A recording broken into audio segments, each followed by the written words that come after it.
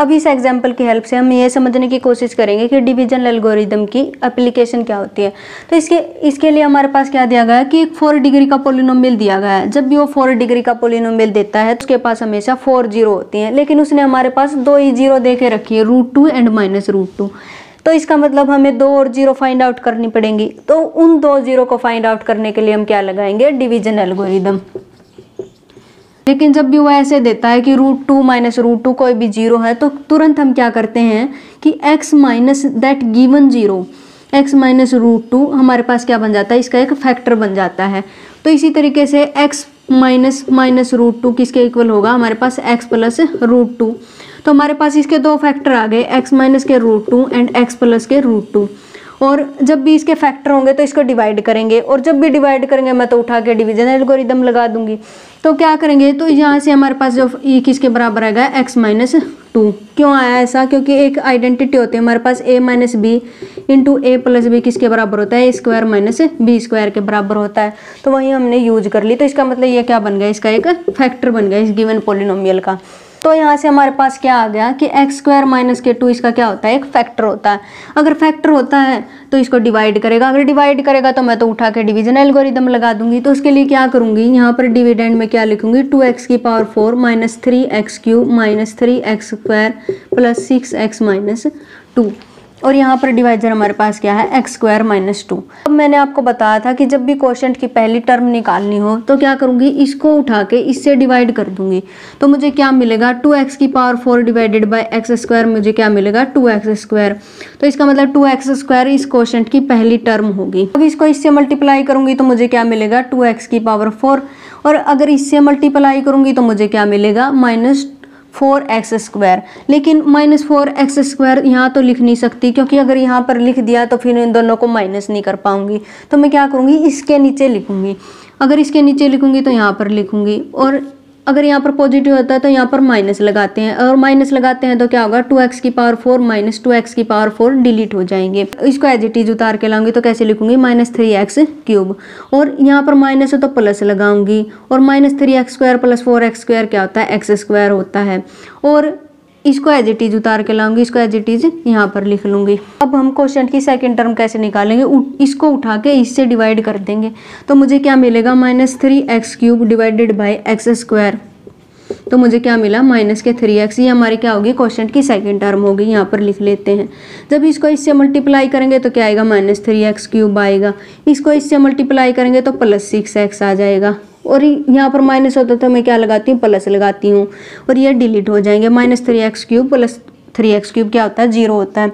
और यहाँ पर प्लस है, यहाँ पर प्लस है तो यहाँ पर माइनस लगाऊंगी। 6x माइनस 6x क्या होगा, 0 होगा।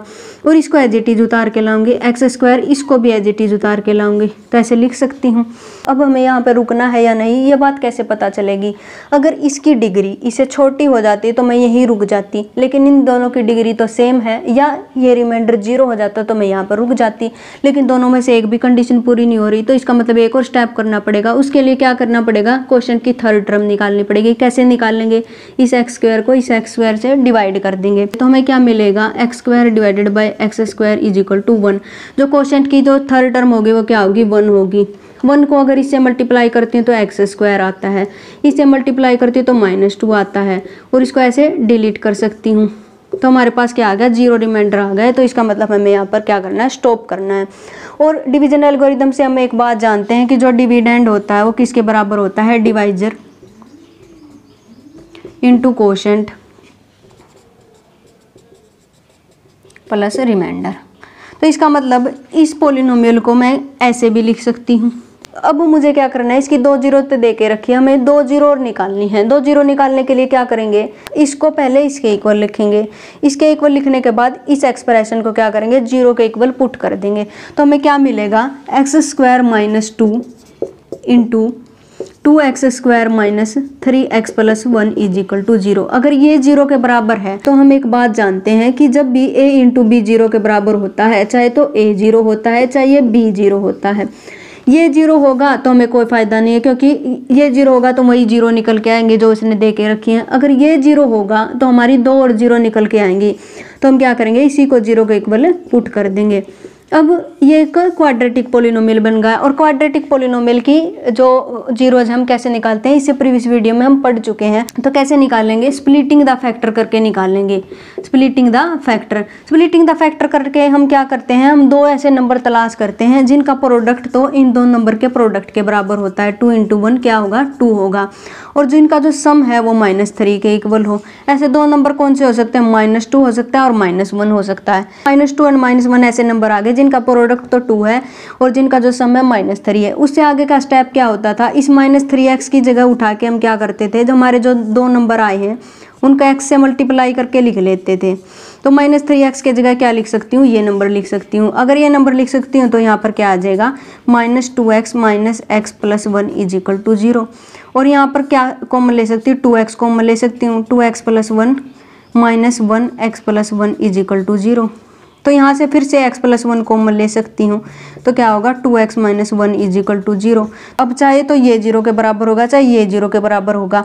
तो यहाँ से एक 0 निकल के आएगी x = 1 और दूसरी 0 क्या निकल के आएगी, x = 1/2। गिवन पॉलिनोमियल की 4 ही 0 हो सकती, 2 0 तो उसने दे के रखी थी, 2 0 हमने निकाल ली।